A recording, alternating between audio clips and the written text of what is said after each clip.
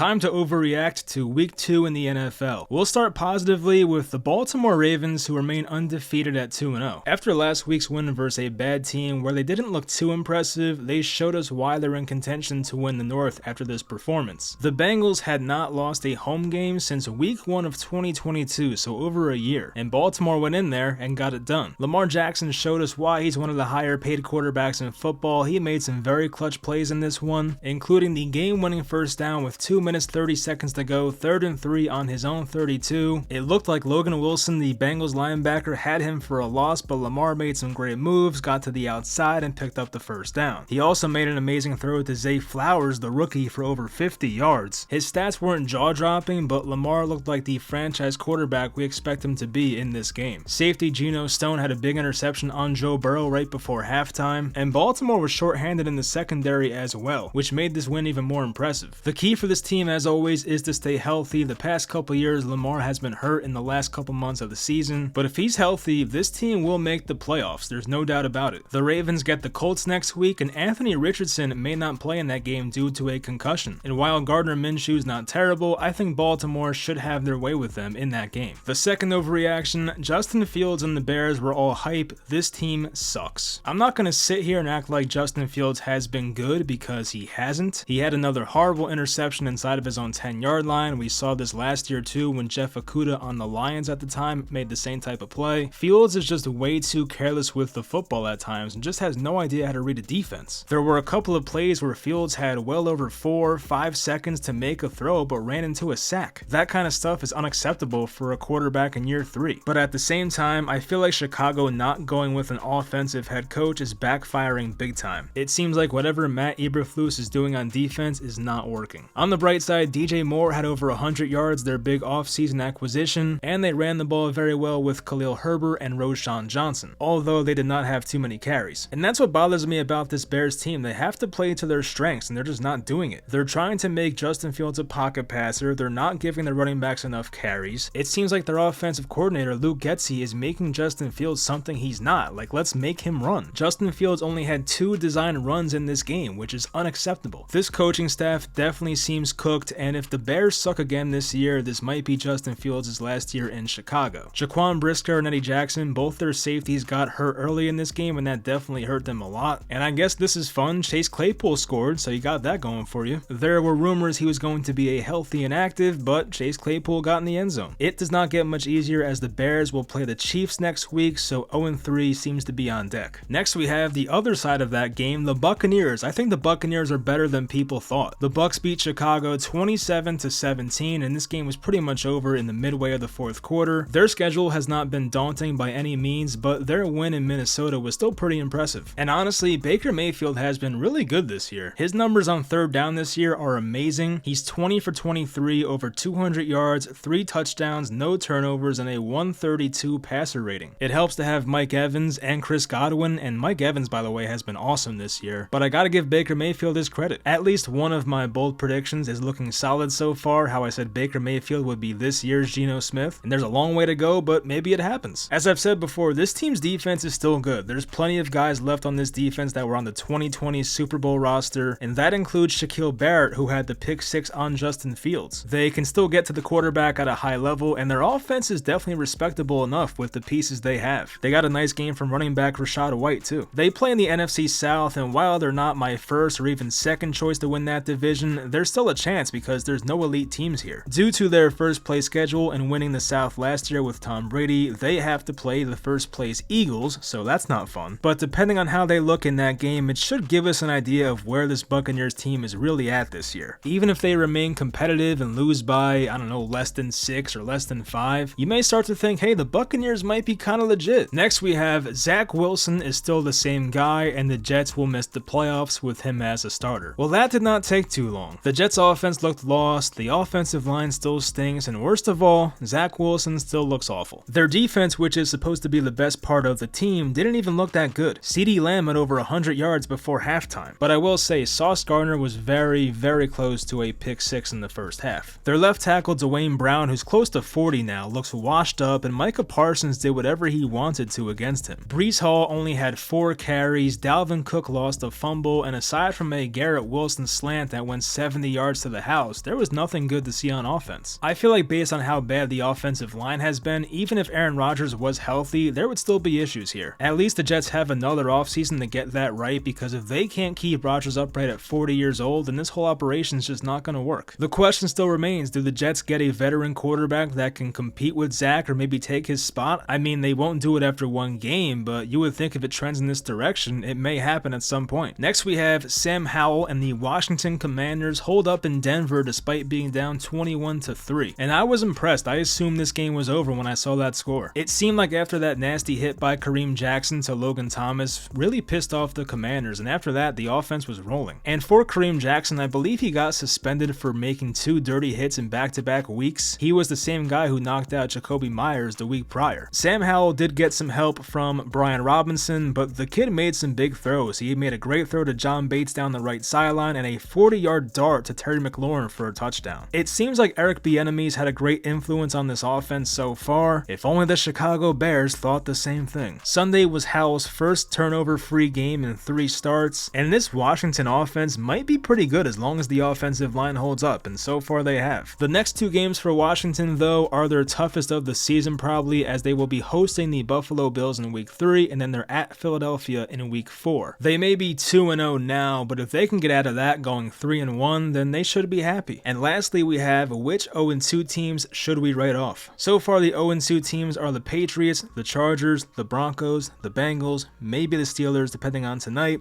the Texans, the Cardinals, the Vikings, the Bears, and maybe the Panthers. Right off the bat, I feel like we can eliminate the Texans, the Bears, the Cardinals, and even the Panthers, win or lose tonight. This next group I'll call the low ceiling and probably not that good anyway category. I have the Patriots, the Broncos, and the Vikings. It feels like things can get pretty ugly in Denver, so I don't know about that team. The Vikings have had their red zone issues and their defense was awful on Thursday. The Patriots play in that tough division and tough conference overall.